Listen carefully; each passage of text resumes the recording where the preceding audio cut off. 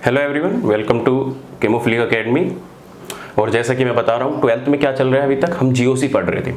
GOC में आज का जो टॉपिक है, जीओसी का लास्ट टॉपिक है। इसमें मैं stability of carbocation, कार्बोएनायन and free radical की स्टेबिलिटी के बारे में डिस्कस करने वाला हूँ। ये सब चीज़ें इसलिए भी डिस्कस करनी पड़ रही है क्योंकि जब मैं चैप्टर को कराऊंगा, हेलो एल्केन कराऊंगा, एल्कोहल कराऊंगा, तो वहाँ पे ये सारी चीज़ें फॉर्मेशन होगी। और उस टाइम पे मैं तुम्हें ये नहीं बताऊंगा कि ये टर्शरी जो कार्बोकैटायन होता है ये हाईली स्टेबल होता है और वो क्यों स्टेबल होता है।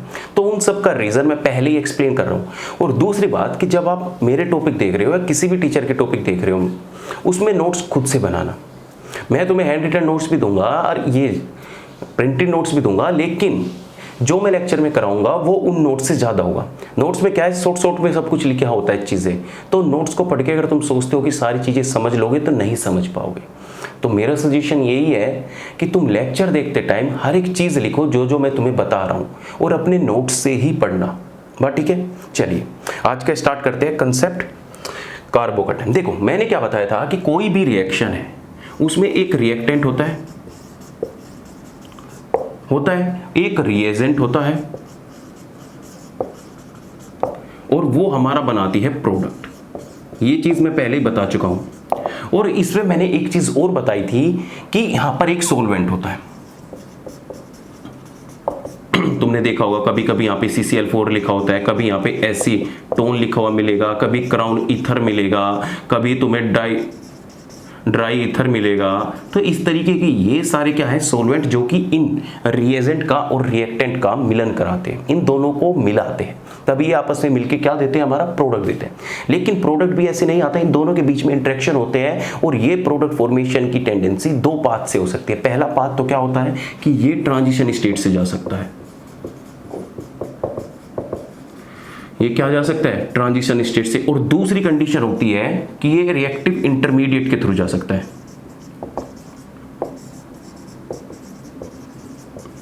देखिए, आज हम इन्हीं दोनों स्टेट के बारे में बात करने वाले हैं, क्योंकि यही दोनों स्टेट SN1 और SN2 रिएक्शन में काम आती है। तुम्हें पता है कि SN2 रिएक्शन में ट्रांजिशन स्टेट फॉर्मेशन होती है SN2 रिएक्शन में, और इसी में रिएक्टिव इंटरमीडिएट SN1 रिएक्शन के थ्रू जाता है। अब वो देखो, ये सारे कंसेप्ट पहले करा दूंगा तो तुम्हारे SN1 रिएक्शन और SN2 रिएक्शन ऐसे हो जाएगा, सिंपल सा है। तो कंसेप्ट समझो, होता क्या है, रिएक्टिव इंटरमीडिएट और ट्रांजिशन स्टेट में क्या डिफरेंस है, और रिएक्टिव इंटरमीडिएट क्या होते हैं। तुमने देखा होगा कि रिएक्टेंट कार्बोकैटायन, कार्बोएनायन और फ्री रेडिकल, तुमने नाम सुन रखा है, अवेयर हो तुम इस बात से, इसमें मुझे इतना ज़्यादा डिस्कस करने की ज़रूरत नहीं है। जैसे तुम्हें सिंपल सा पता है, देखो हमारा एक होता है कार्बोकैटायन, क्या होता है, कार्बोकैटायन। दूसरा होता है हमारा कार्बोएनायन, और तीसरा होता है हमारा फ्री रेडिकल।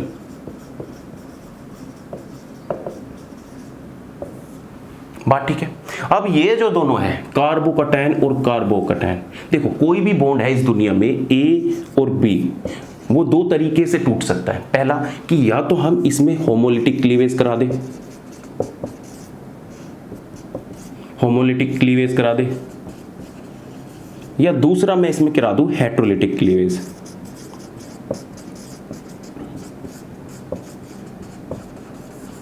हेटेरोलिटिक क्लीवेज, जब हेटेरोलिटिक क्लीवेज होगा तो इसमें चार्ज सेपरेशन होगा। देखो ध्यान से सुन लो, इसमें क्या होगा, चार्ज सेपरेशन।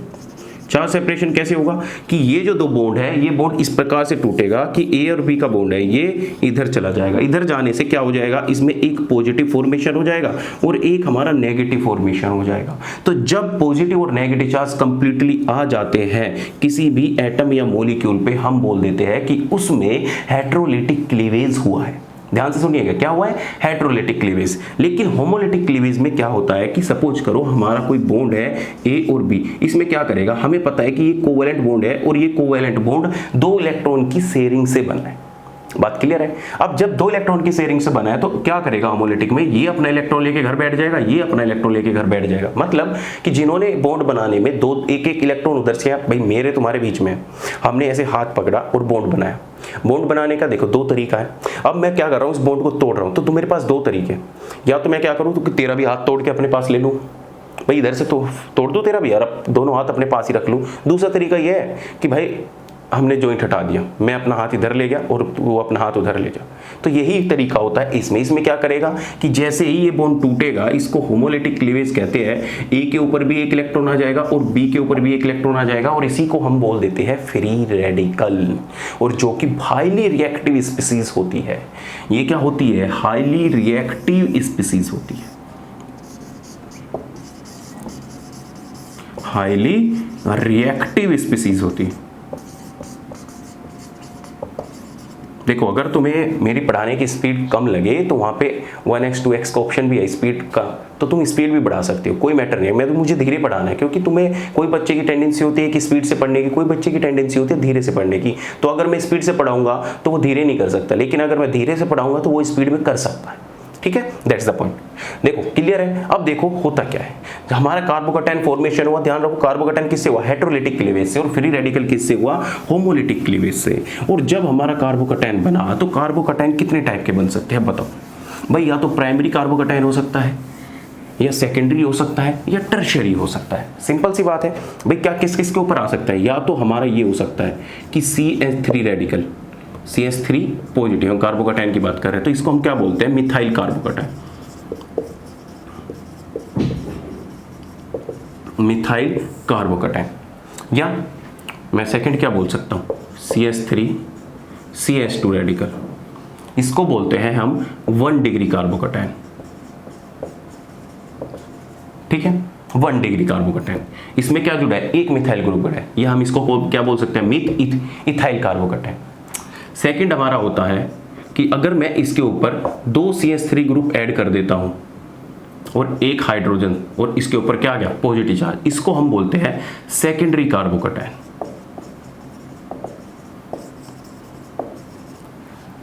और थर्ड होता है हमारा लास्ट, जिसमें हम कार्बन पे क्या जोड़ देते हैं? 3 मिथाइल ग्रुप जोड़ देते हैं। ये देखो 3 मिथाइल ग्रुप जोड़ दिए, इसको बोलते हैं हम टर्शियरी कार्बोकैटायन। ठीक है, अब पॉइंट समझने की बात यह है कि इन सारों में सबसे ज्यादा हाईली स्टेबल कौन सा है? तो तुम ये बात बचपन से भी पढ़ते आ रही हो कि जो टर्शियरी कार्बोकैटायन है वो ज्यादा स्टेबल है सेकेंडरी से, प्राइमरी से, और फिर आता है हमारा methyl carbocation. Methyl carbocation. Reason क्या है इस स्टेबिलिटी का? रीजन क्या है? पहला रीजन है, देखो रीजन क्या है? पहला रीजन है इंडक्टिव इफेक्ट का। प्लस क्या है? Plus inductive effect, plus inductive effect. तुम्हें पता है कि देखो ध्यान से, एक पॉजिटिव चार्ज का मतलब होता है किसी भी एटम पर अगर एक पॉजिटिव चार्ज का मतलब होता है डेफिशिएंसी भाई। ठीक है, इसका मतलब है डेफिशिएंसी। और तुम इस डेफिशिएंसी को कैसे खत्म कर सकते हो भाई? जल्दी से जल्दी इसको इलेक्ट्रॉन दोगे, हर जगह से इलेक्ट्रॉन दोगे भाई। मतलब यही है कि एक भूखा आदमी है, उसके पास पैसे नहीं है, तो वो कार्बोकैटायन है। अब तुम क्या करोगे? अगर उसे हर तरफ से उसे पैसे आने स्टार्ट लग जाएंगे, इधर से भी आ रहे हैं, खेत से भी कमा रहे हैं, उधर से भी करा रहे हैं, नौकरी से भी आ रहे हैं, तो हर जगह से उसकी डेफिशिएंसी खत्म होती जा रही है। वही है कि जितनी जल्दी उसकी डेफिशिएंसी खत्म होगी इतनी जल्दी वो क्या हो जाएगा? स्टेबल हो जाएगा। तो यही कार्बोकैटायन में है। कार्बोकैटायन क्या देगा? 3 है, 3 मिथाइल है, तो इस 3 मिथाइल क्या कर रहे होंगे? तीनों के तीनों इधर से अपने इलेक्ट्रॉन इसको दे रहे होंगे। तो यहाँ पे क्या लग रहा होगा? प्लस आई इंडक्टिव इफेक्ट लग रहा होगा, जिसकी वजह से जो हमारा टर्शियरी कार्बोकैटायन होता है हाईली स्टेबल हो जाता है। और इसमें देखो, इसमें कितने लगे? 2 मिथाइल ग्रुप लगे हैं, लगे कि नहीं लगे हैं? तो इसलिए सेकंड नंबर पे ये आता है। थर्ड नंबर पे देखो, इसमें एक ही मिथाइल ग्रुप लगा है और इसमें एक भी मिथाइल ग्रुप नहीं लगा, इसलिए सबसे लास्ट में आता है।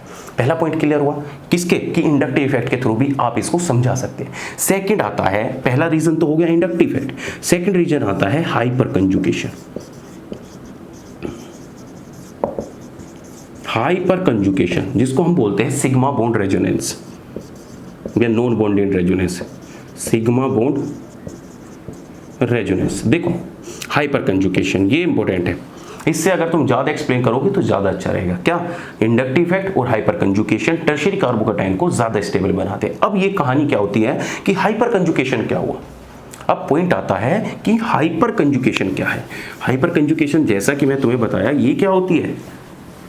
Sigma bond resonance. जैसे देखो ध्यान से, अब होता क्या है, ये सब हाइपोथेटिकली होते हैं चीज़ की स्टेबिलिटी एक्सप्लेन करने के लिए। अगर तुम इन्हें किसी उसमें NMR, क्योंकि ना देखो ये सारी चीज़ जितनी मैं तुम्हें बता रहा हूँ टर्शियरी स्टेबल है, ये सारी ना इंस्ट्रूमेंट में पहले ही चेक कर चुके हैं।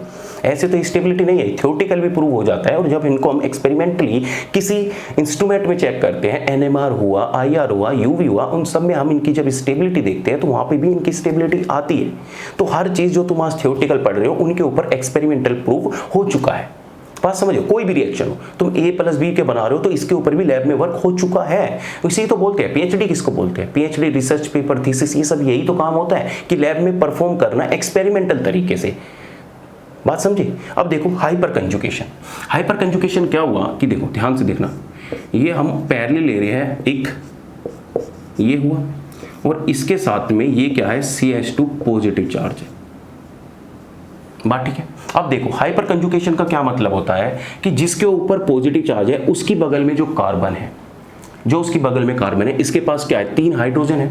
तो इनका मतलब क्या होता है कि ये क्या काम करेंगे कि अपना हाइड्रोजन इसको दे देंगे इस तरीके से, और इसको हाइड्रोजन देने से हमारी जो स्टेबिलिटी आ जाएगी, हमारा क्या हो जाएगा, ये हाइड्रोजन हो गया, ये हाइड्रोजन हो गया, डबल बॉन्ड CH2 हो गया, और हम यहाँ पे क्या लिख देते हैं, H पॉजिटिव। क्या आ गया, H पॉजिटिव।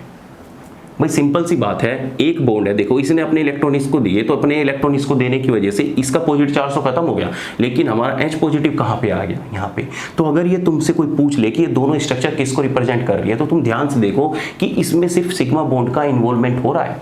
सिग्मा बॉन्ड आया और इसकी डेफिशिएंसी को खत्म की, इसलिए हम इसको क्या बोल देते हैं, हाइपर कंजुगेटिंग स्ट्रक्चर।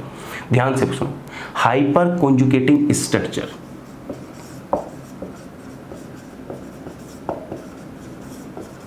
हाइपर कंजुगेटिंग स्ट्रक्चर दिखती तुम्हें ये रेजोनेंस की तरह है, लेकिन ध्यान रखो रेजोनेंस में कंप्लीटली डोनेशन होता है। जैसे अगर मैं तुमसे बोलने लगूं CH2 double bond CH2 positive, देखो ध्यान से, इसमें क्या होता है, ये इधर जाता है तो इसमें पाई बॉन्ड का इन्वॉल्वमेंट हो रहा है कंप्लीटली, लेकिन यहाँ पे क्या हो रहा है, सिग्मा बॉन्ड का इन्वॉल्वमेंट हो रहा है। तो ये दोनों में डिफरेंस है, दोनों में कंफ्यूज मत हो जाना। ये जो स्ट्रक्चर होती है ये वाली CH2 positive CH double bond CH2, ये हमारी रेजोनेंस स्ट्रक्चर है, ये हमारी रेजोनेंस स्ट्रक्चर है, और ये स्ट्रक्चर हमारी क्या है, हाइपर कंजुगेटिंग स्ट्रक्चर।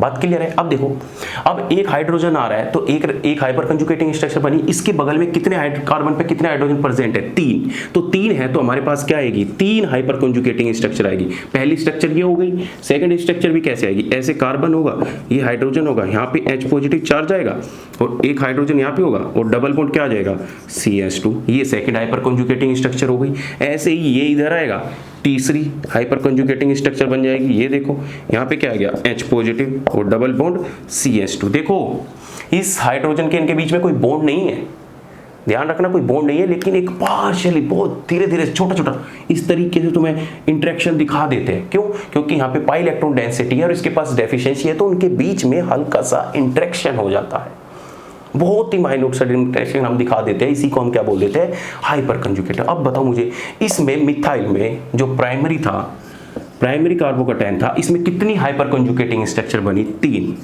बनी ना, 3 हाइपर कंजुगेटिंग स्ट्रक्चर बनी। और मैं तुम्हें बता रहा हूं stability of carbocation, stability of carbocation is directly proportional to number of resonating structure. ध्यान रखना, number of resonating structure and is directly proportional to number of hyperconjugating structure, number of hyperconjugating structure. बताओ बात clear है। अब मैं तुम्हें simple से एक क्वेश्चन पूछूं, क्या क्वेश्चन पूछूं, समझ गए ना तुम क्वेश्चन क्या पूछने वाला हूं, इसको रफ कर रहा हूं, नोट डाउन कर लो, ठीक है। ये कंसेप्ट समझ लो। इसमें क्या है, प्राइमरी कार्बोकैटायन में 3 हाइपर कंजुगेटिंग स्ट्रक्चर बनी, और तुम्हें पता है stability of carbocation will be directly proportional to the number of resonating structures and number of hyperconjugating structure. या तो कितनी ज्यादा रेजोनेटिंग स्ट्रक्चर होगी, सपोज करो 2 कार्बोकैटायन है, एक 2 रेजोनेटिंग स्ट्रक्चर में कंप्लीट हो रहा है, एक 3 में हो रहा है, तो 3 वाला ज्यादा स्टेबल होगा ना कि 2 वाला, ठीक है, सिंपल है। अब चलो, अगर मैं अब तुमसे बात करूं सेकेंडरी और टर्शियरी कार्बोकैटायन की, तो मुझे बताओ सेकेंडरी में कितनी हाइपर कंजुगेटिंग स्ट्रक्चर बनेगी, बोलो बोलो। बहुत बढ़िया, सबका आंसर आ गया, मुझे पता है सबने कितना आंसर दिया कि सर बोलो कितना आंसर दिया सबने, चलो बना देता हूँ। ये क्या हो गया, CS2 पॉजिटिव, यहाँ पे क्या है CS3, और यहाँ पे क्या है, सॉरी, ये क्या हो गया CS2, देखो ध्यान से, CH पॉजिटिव हो गया, इसके पास क्या है CH3, और इसके पास भी क्या है CH3। तो बताइए कितनी रेजोनेटिंग स्ट्रक्चर होगी, इसकी बगल में कितने हैं, 6 हाइड्रोजन है। अब देखो कैसे लिखोगे, इनको दिखाने का एक ही तरीका होता है, कार्बन को और हाइड्रोजन को सेपरेट कर लिया करो। ये कार्बन हो गया, ये हाइड्रोजन हो गया, ये कार्बन हो गया, hydrogen hydrogen hydrogen hydrogen hydrogen hydrogen. कितने हाइड्रोजन है देखो, 1 2 3 4 5 6, तो इसकी 6 कितनी आ गई, 6 हाइपर कॉन्जुगेटिंग स्ट्रक्चर। HS का मतलब हो गया हाइपर कॉन्जुगेटिंग स्ट्रक्चर, शॉर्ट में लिख रहा हूं मैं। ये क्या था, सेकेंडरी कार्बोकेटायन। ऐसे ही अगर तुम्हारे पास टर्शरी आ जाए तो टर्शरी में क्या होगा, C हाइड्रोजन हाइड्रोजन हाइड्रोजन, इस तरीके से तो बनेगा C।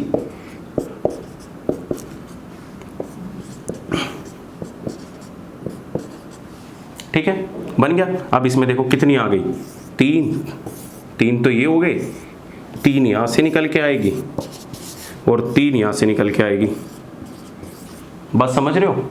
तो हम इसको क्या बोल देंगे, इसमें 9 हाइपर कॉन्जुगेटिंग स्ट्रक्चर है। ऐसे क्वेश्चन ही पूछ लेता है कितनी कॉन्जुगेटिंग स्ट्रक्चर, तो एग्जाम में बना दोगे तो तुम्हारा क्वेश्चन ऑटोमेटिक से हो जाएगा, एग्जामिनर इंप्रेस हो जाएगा।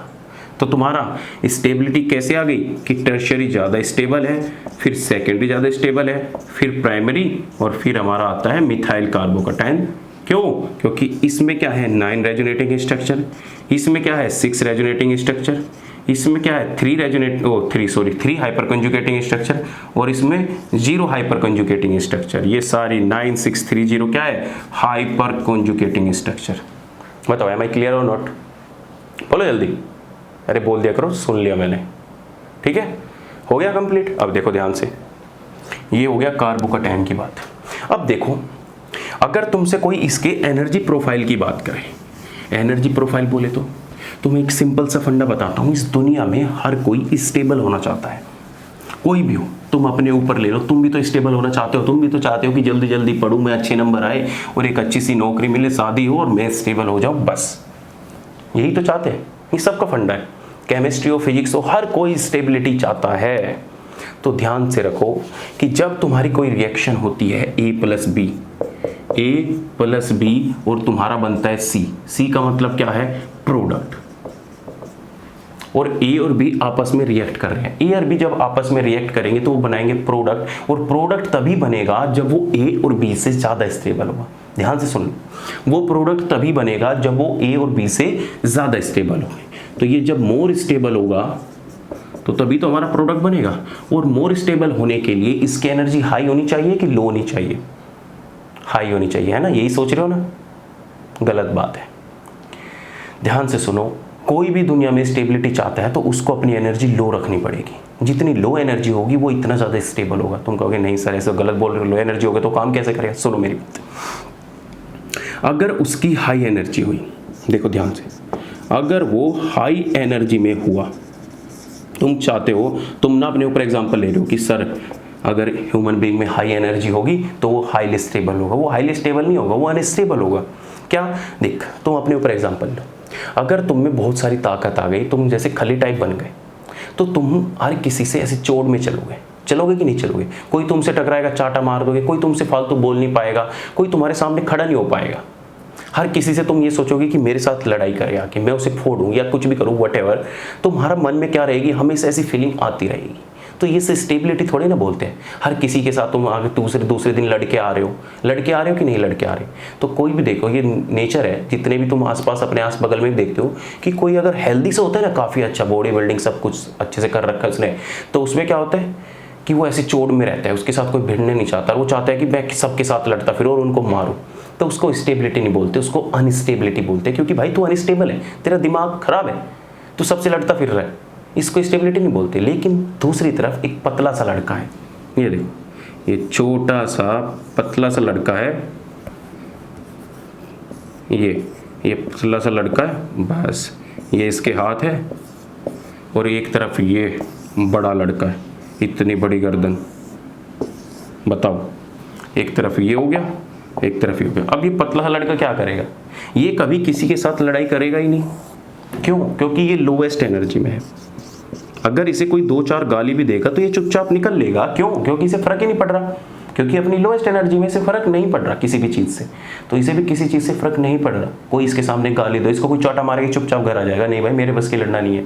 इसको स्टेबिलिटी बोलते हैं एक्चुअल में। ये स्टेबल है, समझे? तुम देखो ध्यान से, और एग्जाम्पल बताता हूँ। होता क्या है कि अगर तुम्हारे पास करोड़ों रुपए आ गए नहीं आ गए, तो तुम्हारे पास करोड़ों रुपए आने के बाद तुम क्या करोगे? इधर उधर खर्चा करोगे, इधर उधर उड़ाओगे, करोगे नहीं करोगे? एक्स्ट्रा खर्चा करोगे, कुछ नहीं, बस तुम्हें खोने हैं, तो उसको तो अनस्टेबिलिटी बोलते हैं। लेकिन अगर तुम्हारे पास कुछ लिमिट के पैसे होंगे, कुछ लिमिट जितने तुम्हारे खर्चे जो होंगे, तो तुम स्टेबल होगे भाई, ठीक है। एक्स्ट्रा आ गए तब भी दुख है, कम हो गए तब भी अनस्टेबल है, लेकिन तुम्हारी लिमिट क्या आ गई, तुम्हारे जितने आ गए, तुम्हें बस जितनी अपनी जरूरत है इतने काम करना पड़ रहा है, उसको स्टेबिलिटी बोलते हैं। कभी भी कोई चीज़ बहुत ज़्यादा हाई में और बहुत ज़्यादा लो में स्टेबिलिटी नहीं प्रोवाइड करती।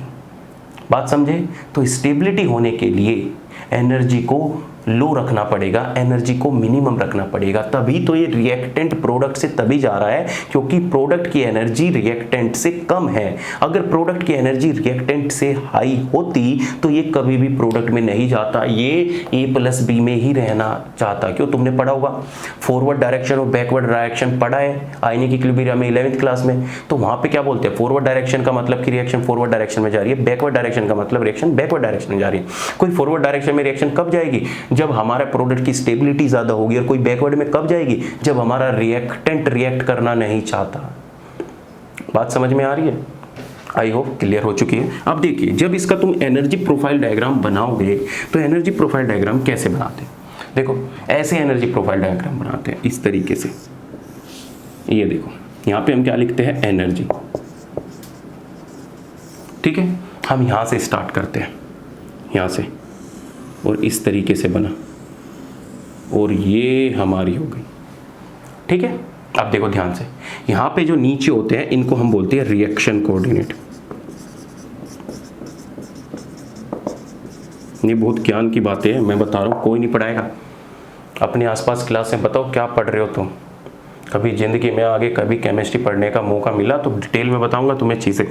इनको क्या बोलते हैं? Reaction coordinate. रिएक्शन कोऑर्डिनेट का मतलब क्या होता है कि कोई भी रिएक्शन है, during the reaction anything change in the reaction, उसको ही हम रिएक्शन कोऑर्डिनेट बोलते हैं। जैसे बॉन्ड लेंथ हुई, पहले इनिशियली क्या होगा? बॉन्ड लेंथ ज्यादा होगी, फिर वे टूटेंगे, फिर बनेंगे। इस तरीके का कोई भी चेंज आ रहा है बॉन्ड लेंथ में, बॉन्ड एंगल में, बॉन्ड डिसोसिएशन एनर्जी में, वो सारे के सारे रिएक्शन कोऑर्डिनेट होते हैं। क्या क्या लिख सकते हो? बॉन्ड एंगल,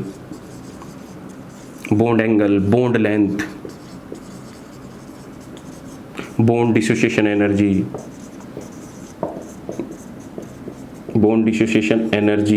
या बॉन्ड एंथैल्पी, ये सारे के सारे रिएक्शन कोऑर्डिनेट है। बात ठीक है? अब देखो ध्यान से, ये यहां से यहां तक एनर्जी, ये क्या है? E1 एनर्जी, और ये यहां से यहां तक एनर्जी, ये क्या है? E2 energy. ये क्या है? एनर्जी ऊपर की तरफ इंक्रीज हो रही है। तो जो E1 एनर्जी है वो E2 से हाई है। भाई जो E1 एनर्जी है वो E2 से हाई है कि नहीं है? तो इसीलिए जो यहाँ पे लिखा होता है वो रिएक्टेंट होता है। तुमने कभी भी देखा होगा A+B, यहाँ पे लिखा होगा कि A+B हमारा यहाँ बैठा होगा, इसी को हम क्या बोल देते हैं? रिएक्टेंट। ठीक है, बीच में ये वाली चीज होती है इंटरमीडिएट की। किसकी? इंटरमीडिएट की। इंटरमीडिएट बोले तो कार्बोकटायन, कार्बो अनायन, फ्री रेडिकल, कोई भी। ठीक है, और जो ये वाली चीज होती है, ये वाला पॉइंट, इसको हम बोलते हैं ट्रांजिशन स्टेट। क्या बोलते हैं इसको? ट्रांजिशन स्टेट या ट्रांजिशन पॉइंट, इसको बोलते हैं ट्रांजिशन स्टेट। तो हमेशा किसी भी रिएक्शन में ट्रांजिशन स्टेट तो बनेगी ही बनेगी। क्या? ट्रांजिशन स्टेट तो बनेगी ही बनेगी। यही डिफरेंस होता है। देखो A+B, देखो दोनों एनर्जी प्रोफाइल डायग्राम में बता रहा हूं मैं तुम्हें डिफरेंस क्या होता है। ये हो गई एक रिएक्शन और डायरेक्ट बन गई प्रोडक्ट में। ये एनर्जी है, ये A+B है, और ये हमारा क्या बन गया? प्रोडक्ट। तो अगर तुम ध्यान से देख रहे हो, इसमें एनर्जी E1 ले लो, या चलो E1 डैश ले लो, और इसमें एनर्जी क्या ले लो? E2 डैश ले लो। तो इसमें भी तुम्हें पता है E1 डैश ग्रेटर देन है E2 डैश से। ठीक है, बात सेम ही है, यहाँ पे भी एनर्जी होगी और यहाँ पे क्या होगी, रिएक्शन कोऑर्डिनेट होगी। अब देखो जो इसमें ये पॉइंट है ना, ये इसी को हम बोलते हैं ट्रांजिशन पॉइंट या ट्रांजिशन स्टेट। ट्रांजिशन स्टेट का मतलब क्या होता है? ट्रांजिशन स्टेट का मतलब होता है कि जहां बॉन्ड फॉर्मेशन और बॉन्ड ब्रेकिंग एक साथ चल रहा हो, साइमल्टेनियसली चल रहा हो। मतलब कि सपोज करो कि हमारा कोई एक बी में रिएक्शन हो रही है, इसके साथ एक सी अटैच है और इधर से ए इसको अप्रोच कर रहा है, तो ये इसको अप्रोच कर रहा है और यहां से सी टूट रहा है। मतलब ध्यान रख लो, ट्रांजिशन स्टेट का मतलब हो गया कि जो bond formation and bond breaking simultaneously हो रहा है,